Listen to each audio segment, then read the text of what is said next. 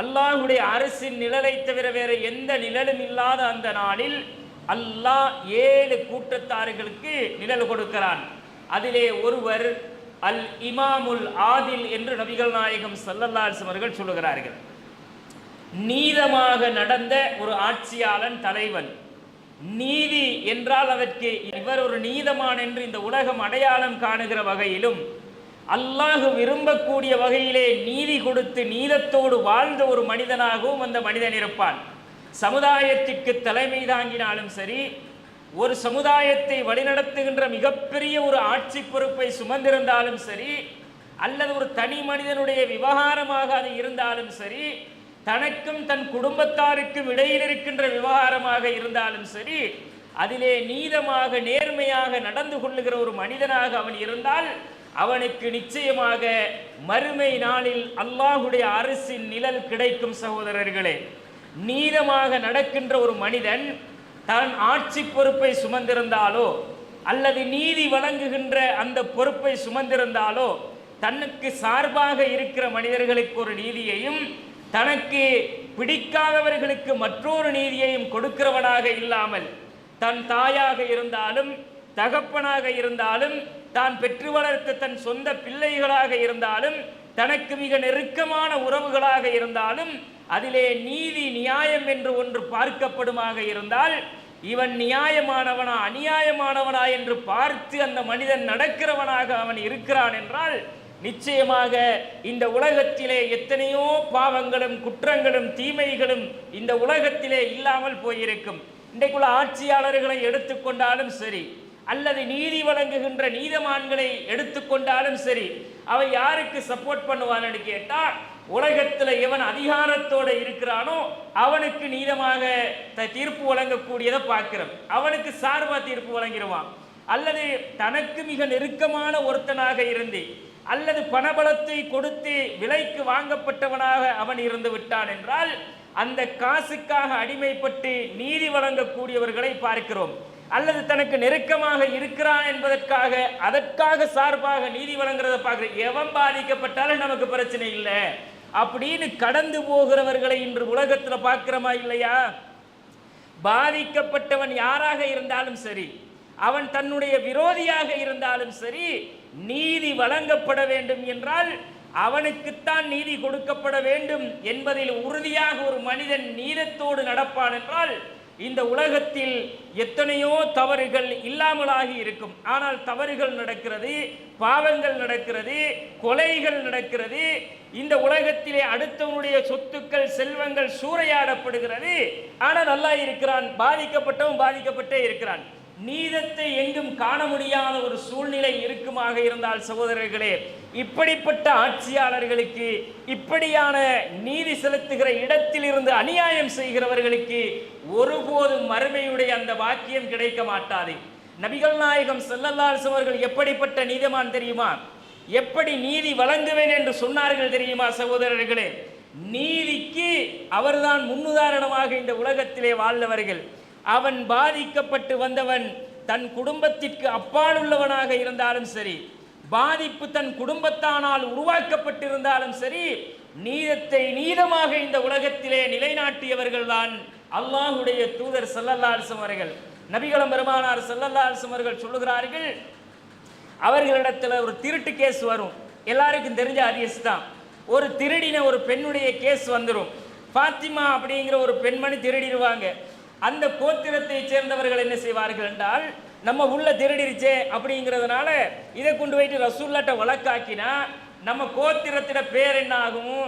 நம்முடைய அந்த கோத்திரத்துடைய பேர் கெட்டு போயிருமா இல்லையா?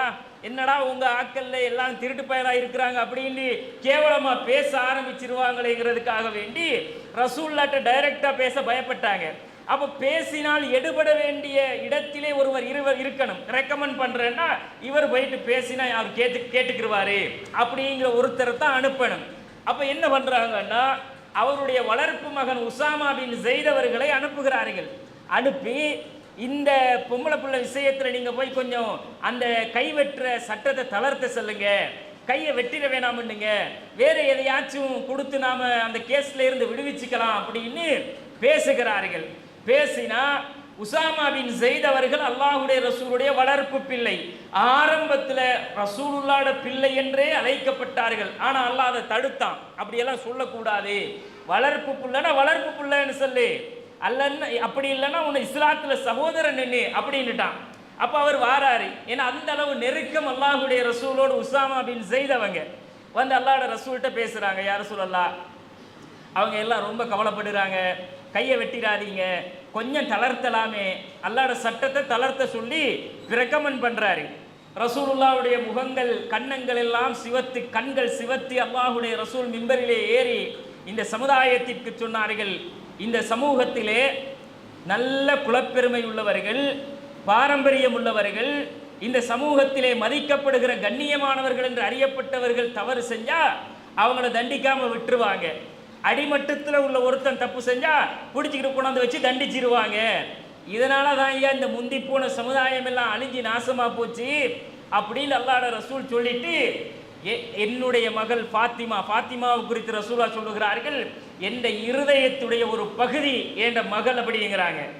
அந்த ஃபாத்திமா திருடினாலும் அவளுடைய கையையும் நான் வெட்டுமையா நாங்கள் ரசூல் ஸல்லல்லாஹு அலைஹி வஸல்லம். அது இந்த உலகத்திலே நீதிக்கு முன்மாதிரியாக ரசூலுல்லாவே இருந்து காட்டினார்கள்ங்கிறத எடுத்துக்காட்டலையா?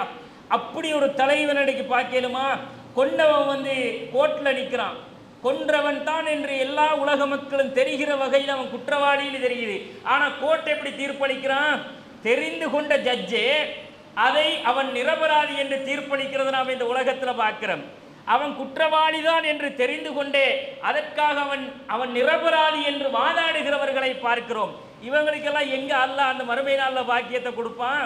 குற்றத்தை குற்றமாக இந்த உலகத்தில் காட்ட திராணி இல்லாதவர்களும், அந்த குற்றத்தை அநியாயம் என்று இந்த உலகத்திற்கு காட்டி நீதத்தை நிலைநாட்ட தவறியவர்களுக்கும் நிச்சயமாக மறுமை நாளில் அந்த வாக்கியம் கிடைக்க மாட்டாது சகோதரர்களே. அப்படி ஒரு நியாயத்தை நிலைநாட்டுகிற, நீதத்திற்காக வாழுகிற, எவன் எதிர்த்தாலும் எதிர்த்துட்டு போயா அப்படின்னு நீதிக்காக இந்த உலகத்திலே குரல் கொடுக்கிற ஒரு தலைவனாக எவன் இருந்தாலும் நிச்சயமாக மறுமை நாளில் அவனுக்கு அல்லாஹ் அவனுடைய அரசின் நிழலை கொடுப்பான் சகோதரர்களே.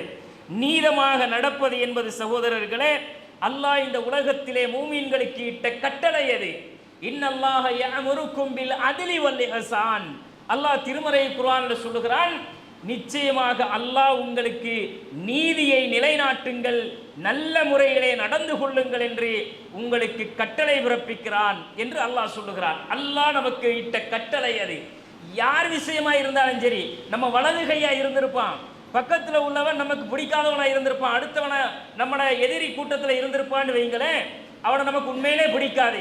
ஆனால் நம்ம வலது கை அவனை வந்து பாதிப்புக்குள்ளாக்கிட்டான்னா, ஏன் என்னையா இப்படி பண்ணிட்டேன், இப்போ எப்படியா அவனுக்கு நாம் இது பண்ணுறது அப்படின்னு எல்லாம் பார்க்கப்படாது. தப்பு பண்ணினவன் இவனாக இருந்தால், டேய் நீ செஞ்சது தப்புயா அப்படின்னு சொல்கிற அளவுக்கு அவன்கிட்ட அந்த மன உறுதி, நீதத்திற்காக பேசுகிற தன்மை இறுக்கமாக இருந்தால்தான் அதுதான் நீதம் சகோதரர்களே. அப்படி இல்லைன்னா இங்கே மூடி மறைச்சிட்டு அவனுக்கு எதையாச்சும் பகாவை கொடுத்து இந்த வச்சுக்கையா போயிரியா அப்படின்னு சொல்லக்கூடிய மாதிரி இருந்தால் அவர்கள் நீதவான்கள் அல்ல, அவர்களும் அநியாயக்காரர்கள் தான்.